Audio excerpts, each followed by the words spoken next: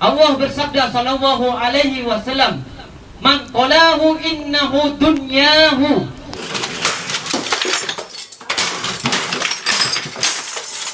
Allah bersabda sallallahu alaihi wasallam, Habib, ngaku Habib dia ya, dan ceramahnya seperti ini dan dipercaya. Wa qudratan lidunyahi wa surgahu. Surgahu.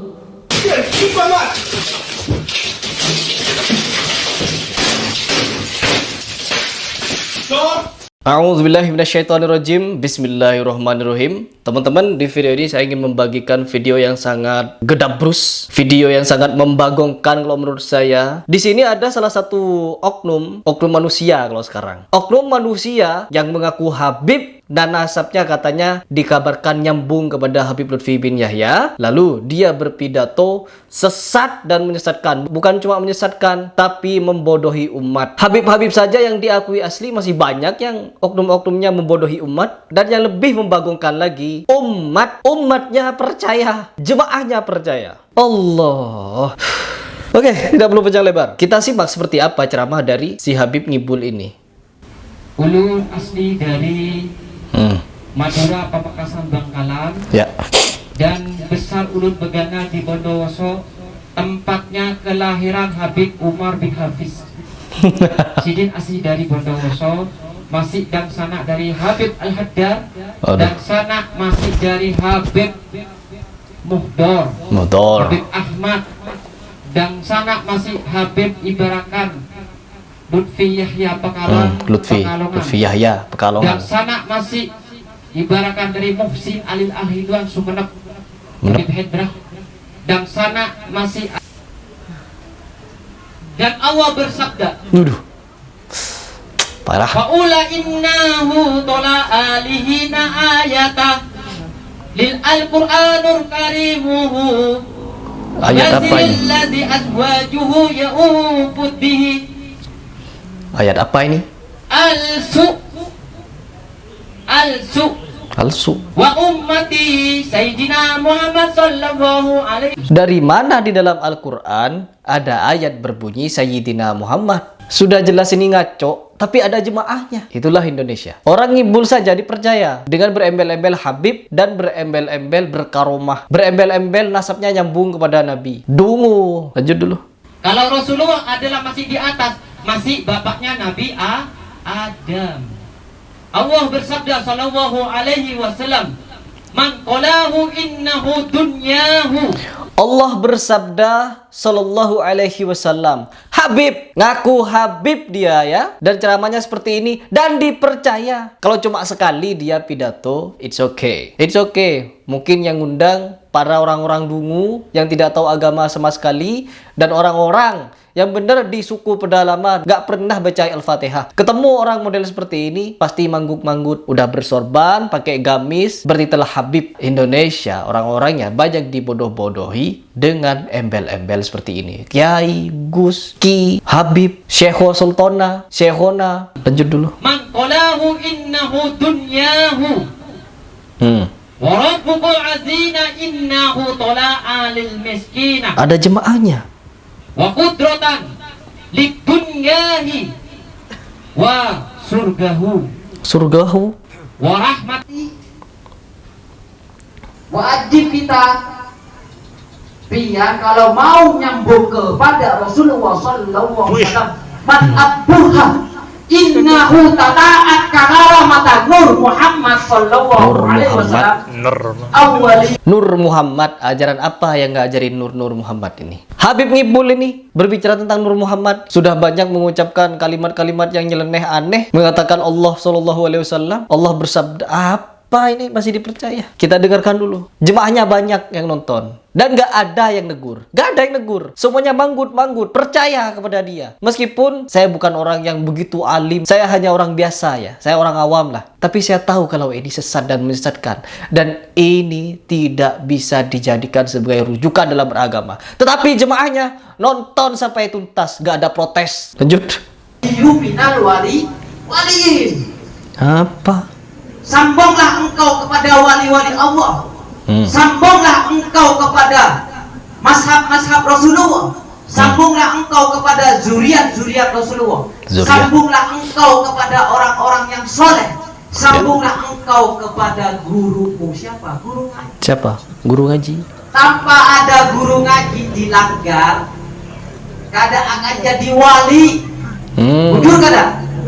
Bujur. Belum jadi habib kayak gini.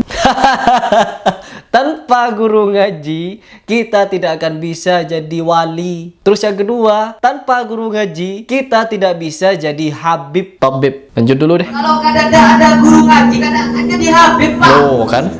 Bujur kada? Karena yang ibaratkan mengajarkan dari alif bata A, alif bata U, A, I, U itu guru ngaji. Ngaco. Kita mempunyai dua guru. Guru ngaji dengan orang tua. Apabila pian bertasmiyah seperti Rasulullah tasmiyah.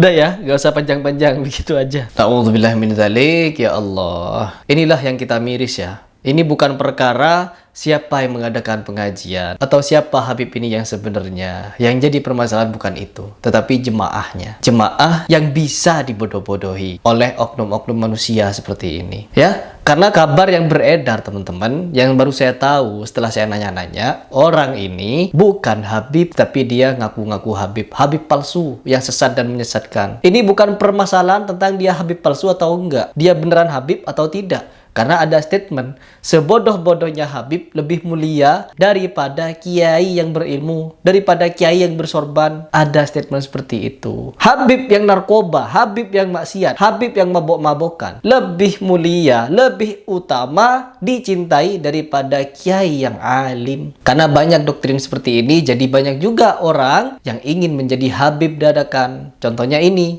adalah Habib palsu. Tetapi saya di sini bukan membahas Habib palsunya, karena Habib yang diduga asli pun itu bermasalah nasabnya. Saya tidak mau ke sana. Tapi memang yang di sini saya khawatirkan dan saya miriskan adalah generasi bangsa ini. Bukan cuma ini. Ketika ada seorang yang berpidato, apalagi berpidato seperti ini, lalu jemaahnya yang banyak itu tidak ada yang menegur ceramah-ceramah seperti ini, statement seperti ini. Allah SAW jelas pakai mikrofon di echo. Kan biasa kalau orang-orang ini berpidato seperti itu, seperti guru kumpul berpidato dibikin echo, biar terkesan keramat gitu. Sama, ini juga begitu.